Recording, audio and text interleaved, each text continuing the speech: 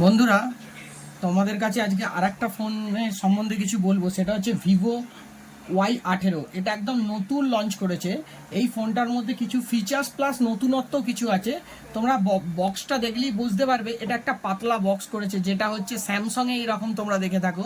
এর কারণটা হচ্ছে ভিভো এর আগে কোনোদিন বার করেনি, এই প্রথম এই পাতলা বক্স দিয়ে বার করেছে। তার মানে তোমরা বুঝতেই পারছো এর মধ্যে চার্জারটা দেয়নি, মানে কেবলটা দিয়েছে, টপটা দেয়নি। ঠিক আছে, এই ফোনটা বার করেছে 8,999 টাকায়, 4 GB 64 GB Vivo Y18।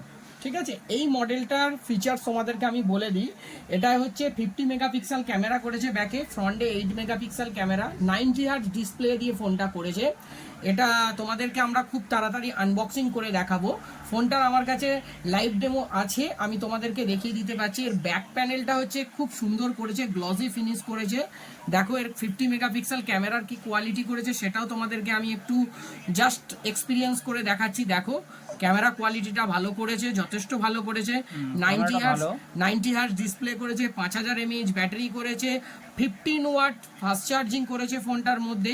Fingerprint দিয়েছে, হ্যাঁ ফিঙ্গারপ্রিন্ট দিয়েছে, সাইড মাউন্টেড ফিঙ্গারপ্রিন্ট দিয়েছে। মজার যে জিনিসটা করেছে ভিভো আজ পর্যন্ত যে জিনিসটা এখনো কোনোদিন করেনি, সেটা হচ্ছে স্যামসাং এর মতো ভিভো উইদাউট অ্যাডাপ্টারে ফোন লঞ্চ করলো, মানে উইদাউট চার্জারে, অনলি ফর শুধু কেবলটা আছে। আইফোনেতে যেমন আইফোনেতে যেটা থাকে সেটা নিয়ে এসেছে। বক্সগুলো হচ্ছে পাতলা পাতলা হয়, একদম তাতে চার্জার থাকে না। একদম এতেও সেম, চার্জার থাকে। এতে খালি কেবলটা আছে, তোমার টপটা দিচ্ছে না, বাদ বাকি সবই আছে।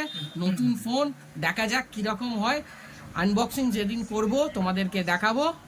Thank you.